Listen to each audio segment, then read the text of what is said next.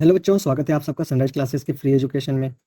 ये मैं सूरज कुमार आपका स्वागत करता हूं बच्चों। ये क्वेश्चन 9.2 का क्वेश्चन नंबर 1 है। 9.1 का दोनों क्वेश्चन चैनल पे अपलोडेड है, आप जाकर वहां देख सकते हैं। ठीक है बच्चों, इस क्वेश्चन में दिया है बच्चों कि two circles of radius, question को आप ध्यान से पढ़िए। Two circle of radius 5 centimetre and 3 centimetre. ठीक बच्चों, यहाँ दो सर्कल बने हुए हैं जिसका रेडियस मान लीजिए सेंटर पॉइंट से ये सेंटर हो गया, ये सेंटर का नाम ओ दे देता हूँ। ठीक है, और ये सेंटर है, इसको मैं ओ डैश दे देता हूँ। ठीक है, दो सेंटर हो गए। अब ये कह रहे हैं कि इस सेंटर से जो रेडियस है यहाँ से, ठीक है, और ये जो रेडियस है वो एक का 3 है, एक का 3 है, एक का 5 होगा, और ये छोटे वाला 3 होगा। राइट, तो यहाँ पे आपके दो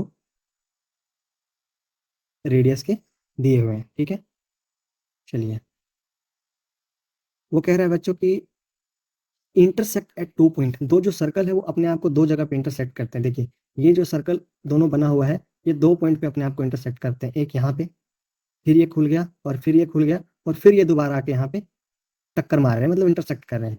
and the distance between their centre is 4 centimetre. मतलब यहाँ से यहाँ तक जो दोनों का सेंटर है, इस दोनों सेंटर पॉइंट का जो डिस्टेंस है वो कितना है बच्चों? वो है 4 सेंटीमीटर। ठीक है, यहाँ से यहाँ तक 4 सेंटीमीटर है। Find the length of common code. अब कह रहे हैं कि यहाँ से यहाँ जो कॉमन, जो अब यहाँ से यहाँ पे इंटरसेक्ट किया है तो यहाँ पे हम सीधी लाइन खींच सकते हैं। ठीक है, वही तो इस सर्कल का भी कोड होगा और इस सर्कल का भी कोड होगा। ठीक है, इस सर्कल के लिए भी यहाँ पे कोड होगा और इस सर्कल के लिए भी यहाँ पे कोड होगा। तो ये जो कॉमन कोड है, जो ये रेड लाइन से मैंने दिखाया है, इसको आपको क्या करना है कि इसका लेंथ निकालना है। ठीक है, तो अब हम इसका लेंथ कैसे निकालेंगे बच्चों? सबसे पहले हम क्या करते हैं, यहाँ से हम एक डॉटेड लाइन देते हैं। ठीक है, ये देखिए, यहाँ से हम एक काम करेंगे, यहाँ से यहाँ तक डॉटेड लाइन देंगे। ठीक है, और यहाँ से इस सेंटर तक डॉटेड लाइन देंगे। ठीक है, अब आप ध्यान से देखिए, ये रेड लाइन के साथ ये एक ट्रायंगल बना रहा है और ये एक ट्रायंगल बना रहा है, मतलब यहाँ पे दो ट्रायंगल है। और जबकि ये कोड है तो ये सेंटर पे परपेंडिकुलर ही पड़ा हुआ है, तो ये दोनों और राइट एंगल है। इस ट्रायंगल का ये वाला राइट एंगल है और इस ट्रायंगल का ये 90 डिग्री। समझ में आ गया? अब क्या है कि हमें इस लेंथ को निकालने के लिए हम क्या करेंगे, इस लेंथ को निकालेंगे, हाफ। ठीक है, तो मैं क्या कर रहा हूँ, यहाँ से यहाँ तक इसको मैं एक्स मान लेता हूँ। ठीक है, कहाँ से कहाँ तक? इस सेंटर से लेके कोड तक। ठीक है, और इस कोड से यहाँ तक इसको मैं क्या मान लेता हूँ, 4 - x।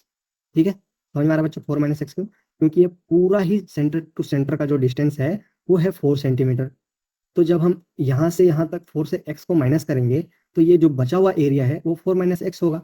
ठीक है, अगर x का वैल्यू 2 आ जाता है तो 4 में से 2 को घटा देंगे, इधर भी 2 इधर भी 2, लेकिन देख के तो लग नहीं रहा। अगर 1 आता है तो 4 में से 1 करके इसको 3 दिखा देंगे हम। अब पता नहीं आगे कितना आने वाला है। ठीक है बच्चों, तो अभी क्या करना है, हमें इस लेंथ को निकालना है, तो इस लेंथ को भी मैं y मान लेता हूँ। ठीक है, इस लेंथ को मैं y मान लेता हूँ। अब आपको एक चीज़ पता होगा, ये हमारा थ्योरम है कि जब भी सेंटर से कोड पे कोई लाइन पड़ती है तो एक तो वो परपेंडिकुलर होता है और दूसरा वो कोड को इक्वल 2 पार्ट्स में डिवाइड करता है। ठीक है, ये आप लोग को पता है। तो अभी हम क्या करेंगे, अगर हम इस लाइन को, अगर हम पॉइंट को निकाल लेते हैं वाई लेंथ को, तो उसको डबल करने से ही कोड का ये आ जाएगा। ठीक है, ये फिगर बच्चों समझ में आ गया बढ़िया से? ठीक है, चलिए आपको मैं दोबारा, अब देखिए इसको कैसे सॉल्व करते हैं। आइए बच्चों, पहले क्या दिया हुआ है वो हम लिख लेते हैं। Here is given, it is given O and O dash is perpendicular perpendicular to the point A and B। ठीक है बच्चों, A एंड B, ये इसको मैं A मान लेता हूँ और इस पॉइंट को मैं B मान लेता हूँ। ठीक है, तो ये जो कोड है, कोड पे जो ये लाइन गई है वो परपेंडिकुलर है। ठीक है बच्चों, आपको पता होगा थ्योरम में ये है कि जब भी कोड पे गिरती है तो वो परपेंडिकुलर होता है एंड कोड को इक्वल टू भागों में डिवाइड करता है। ठीक है, तो अभी हम क्या लिख सकते हैं कि ट्रायंगल AOC में, ये देखिए AOC, ये बच्चों इस पॉइंट को मैंने C मान लिया है। ठीक है, ABC, इस सेंटर पॉइंट को C मान लिया, तो ये एक छोटा सा ट्रायंगल हो गया। ठीक है, ये ट्रायंगल हो गया ऐसा AOC। ठीक है, तो इस AOC में क्या है बच्चों, अगर मान लीजिए मुझे इसको निकालना है तो क्या होता है, A² + B² = C² होता है।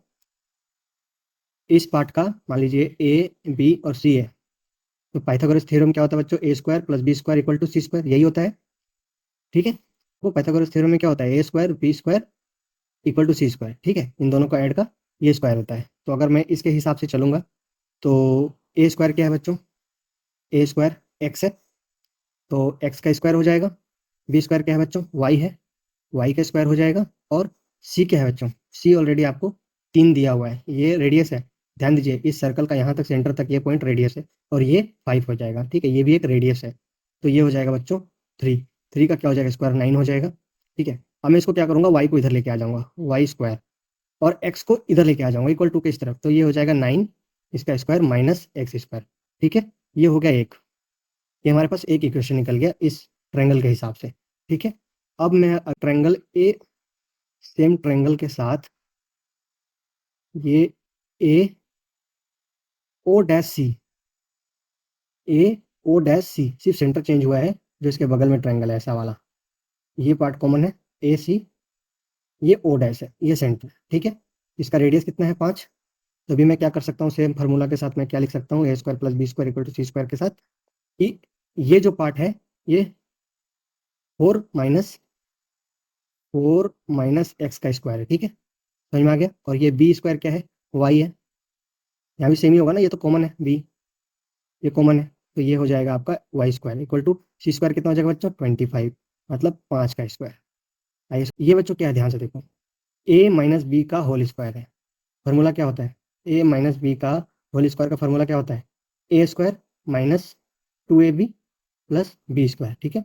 यहाँ ए स्क्वायर क्या है बच्चों 4 है, ठीक है, 4 है, तो इसका स्क्वायर कितना हो जाएगा 16, 2ab कितना हो जाएगा 2 इंटू 4 इंटू एक्स, ए हो गया 4, बी हो गया एक्स, ठीक है। तो ये हो गया 2 4 जा इंटू में है ये, ठीक है, 2 4 जा 8x, और बी क्या है बच्चों, बी है यहाँ पे x, तो ये हो जाएगा एक्स स्क्वायर, ठीक है। अगर मैं इसको पूरा कैलकुलेट करके निकालूँ तो क्या एक्स प्लस 8x स्क्वायर, ठीक है, ये हो जाए एक्सपेंडेड फॉर्म। तो मैं इसको ऐसे ही लिख लेता हूँ 16 minus 8x plus x square, ठीक है। अब क्या करूँगा बच्चों, ये जो वाई स्क्वायर है वो समीकरण 1 ये जो है, ठीक है, इक्वेशन 1 में वाई का जो वैल्यू है वो मैं यहाँ पुट कर दूंगा, ठीक है।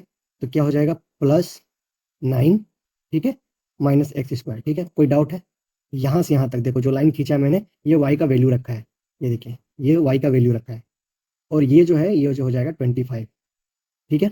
अब देखो ध्यान से, ये प्लस में है माइनस में है, ये हो जाएगा कैंसिल हो जाएगा, कैसे समझ में आ रहा होगा आप लोगों को, मतलब +2 है -2 है इक्वल टू 0 होता है, वैसे ही प्लस स्क्वायर माइनस, तो ये कैंसिल आउट हो गया, बचा क्या बच्चों, ये 16 + 9 25 माइनस 8x इक्वल टू 25, ठीक है। अब ये दोनों अपोजिट में है तो इसको भी क्रॉस कर सकते हैं, कैसे क्रॉस कर सकते हैं बच्चों, अगर आप 25 को इधर लेके आते तो 25 माइनस 25 होता, ऐसे भी 0 होता वो। तो अभी क्या आंसर आ गया, -8x इक्वल टू 0, राइट। तो x का वैल्यू निकालेंगे तो क्या होगा, 0 के नीचे जाएगा -8, तो वैल्यू 0 ही होगा, मतलब x का वैल्यू क्या निकल के आया बच्चों 0, ठीक है।